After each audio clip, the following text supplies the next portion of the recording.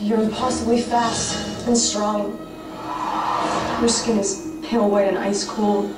Your eyes change color. And sometimes you speak like you're from a different time. You never eat or drink anything. You don't go out in the sunlight. How old are you? 17. How long have you been 17? A while. I know what you are. Say it out loud. Vampire. You know what I just showed you, right? You already saw this scene over and over again. Why? Because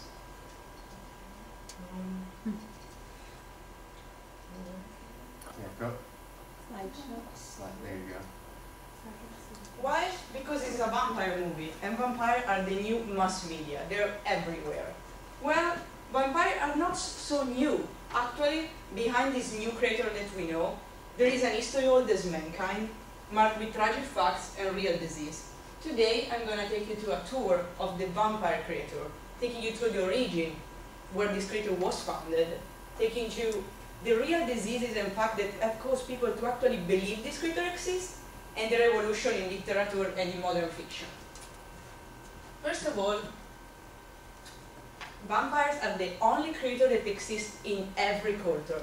They didn't know about each other yet. The word vampire was not cloned until the 18th centuries. But creatures that suck blood exist from over the time.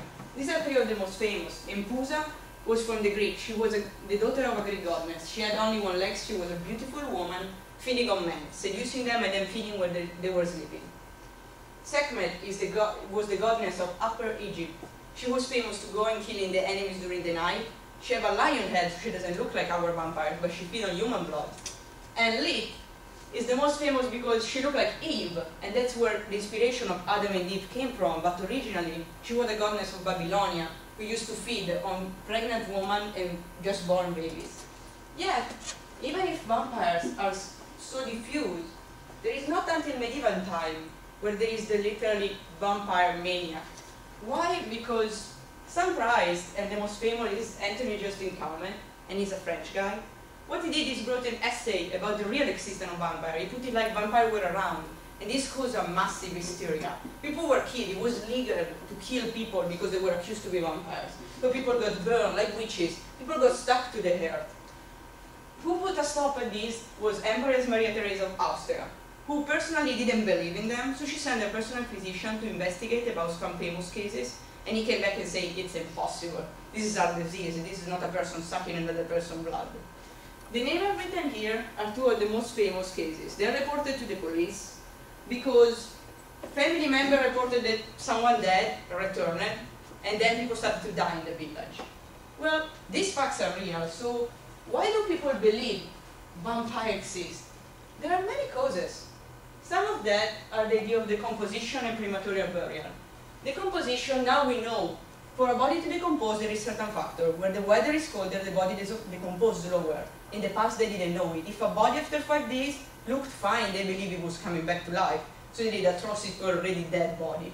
Another thing is premature burial. That I know it's a creepy idea, but it happened. In the past they didn't know that like we know now. It happened that they bury people alive, and when they wake up, they try to get out of the tomb. So imagine walking to the cemetery and hearing something from a tomb underground. People freak out. And later in the day when they open the tomb, they find blood everywhere because the person tried to pull herself out, they hit the head, everything. So it looked like a vampire just feed. Over that, there are scientific ideas. The next picture is self-explaining. This is a person with porphyria. Porphyria is called the vampire disease. And that's a picture of a vampire as they knew it in medieval time.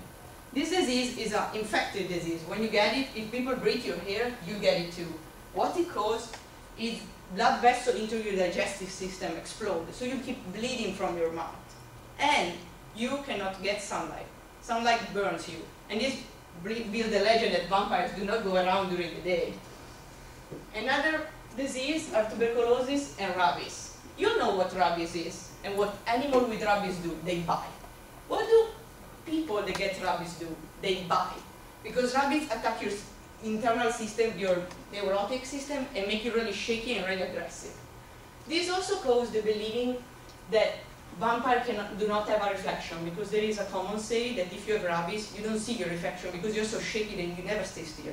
And so this led to the belief that vampires never get a reflection on the mirror. As you can see, here is showing medieval time in Europe, all the places where there were rabies, where all these places are the most common places where there were vampirism around. Tuberculosis is another of them. And all this information comes from a book called Cultural History of Horror by Charles David and Vampire Burial and Death by Berger Paul. They are two books that treat really well about the history of vampire into a scientific almost. Yet, the creatures I just showed you do not look like our vampires, right?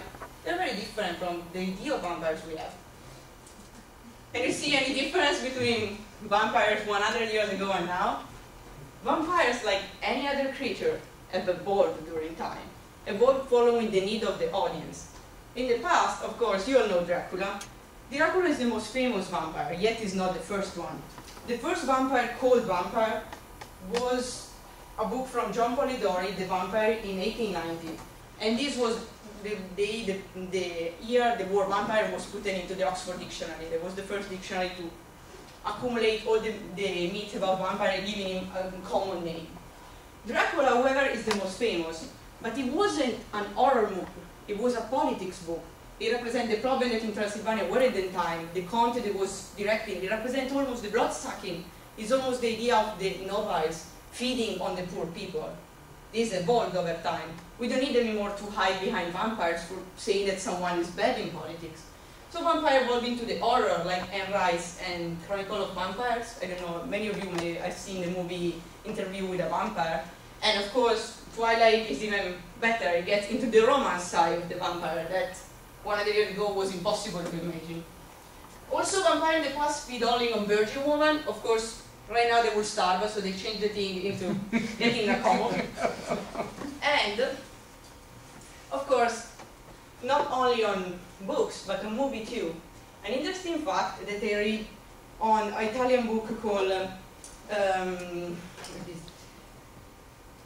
Study of Vampirism by Massimo Tirone shows that there is more movie about vampires than any other arguments in the world. Not about war, not about diseases, it's vampire. Vampire appear in movie more than anything else in the world. Why? There is a fascinator about blood-sucking creature, probably because we all know blood is essential to life. Vampire is here, I think you all know Buffy, Blade, Daybreakers was just out of the movie theater, Vampire Diaries and True Blood are right now. Everywhere you zap to the channel, you will see a vampire. It's just the way it is. Right now, they are mass media phenomenon. Yet, as you see, vampires are not new, and the origin of human fascination with this creature is as old as mankind. So now you know the origin of this creature, the disease and the reason that it caused people into believing them, and their evolution to literature. So the next time you go around to the library or go to the movie theater and see a vampire book, think how lucky you are to be born in 2010, because if you were born 200 years ago, you would be scared to go around at night thinking that they would come and eat you.